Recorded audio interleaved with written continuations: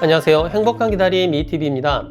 오늘 말씀드릴 내용은 이전 영상과 살짝 겹치는 부분이 있을 수도 있는데요. 다시 한번 되짚어 본다는 생각으로 몇 가지만 시험관 할 때 피해야 할 것들에 대해서 알아보도록 하겠습니다. 내분비 교란 물질 등이 문제가 됩니다. 그리고 음식 중에서 문제가 될 수 있는 것들이 있겠고요. 생활면에서 그리고 약물이나 보신 음식들에 대해서 말씀드리도록 하겠습니다.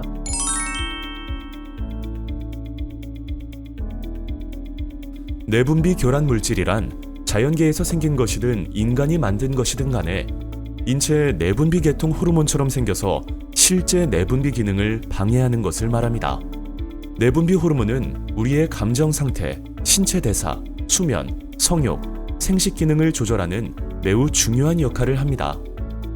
특히 내분비 교란 물질은 초경을 앞당기고 난임을 일으키며 생리불순, 자궁내막증, 자궁근종, 임신율 저하, 조기 폐경 등을 일으키므로 임신하시려는 여성은 매우 주의를 요합니다.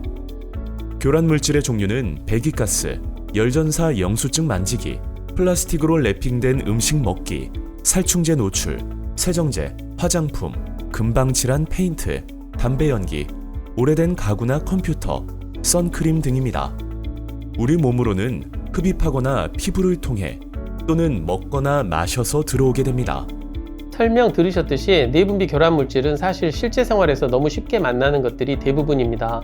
세 가지의 가장 유명하고 문제되는 성분들을 일단 하나씩 살펴보면 먼저 비스페놀 A라는 물질인데요. 플라스틱 제품과 에폭시 수지 등의 첨가물로 쓰이는 화학 물질입니다.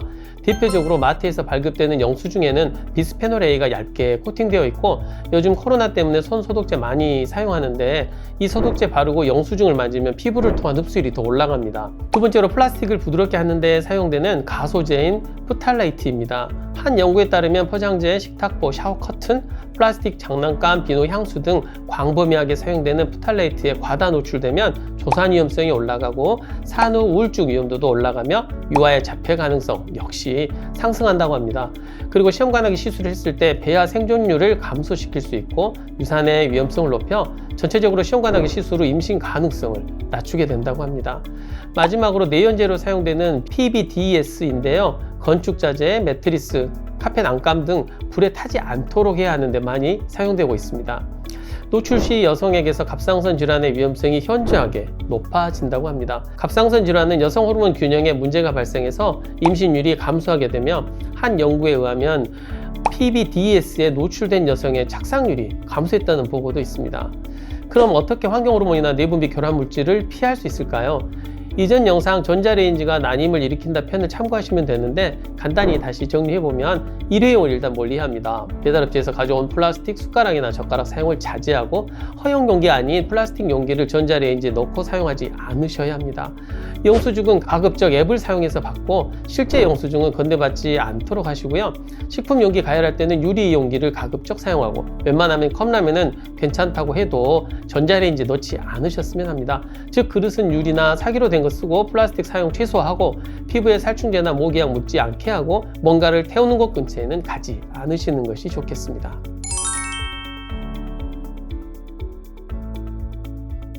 일단 운동 이야기는 전에 제가 영상으로 말씀드린 적이 있습니다. 실내 자전거나 러닝머신으로 땀나지 않을 정도로 하루에 30분 정도 운동하시거나 실외 산책을 하시는 것 정도는 전혀 문제되지 않습니다. 그럼 달리기는 어떨까요? 저는 일단 비추입니다. 이유는 내막 두께에 좋지 않은 영향을 주고 다리 근육, 심장 등으로 혈액 공급이 더 되어야 해서 자궁 내막으로 가는 혈액량에 지장을 줄 수 있기 때문입니다.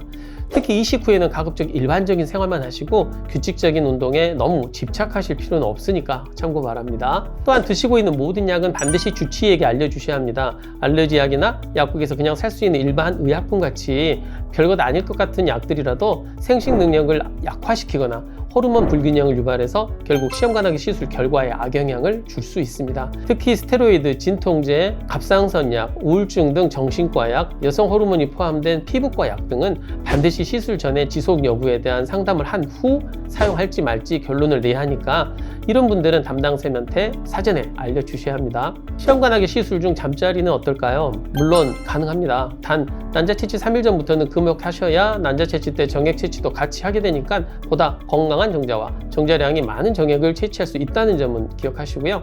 또 하나는 난소가 과자극돼서 어떤 분들은 생리 시작 8, 9일째부터는 배가 나오고 많이 불편해 하시는 분들이 있는데, 이런 경우는 될 수 있으면 부부관계는 삼가시는 것이 좋겠습니다. 드물기는 하지만 관계 시 압력에 의해 난소가 찢어져서 심한 복강 내 출혈로 대학병원 응급실에 실려가는 분들을 제가 본 적이 있습니다. 술은 이제 어떨까요?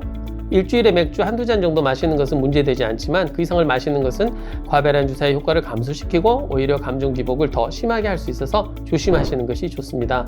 2011년도 한 연구에 의하면 일주일에 4번 이상 음주를 한 부부는 그렇지 않은 군에 비해 정상 분만율이 21%나 감소했다고 합니다. 물론 이식 후에는 절대 금주입니다.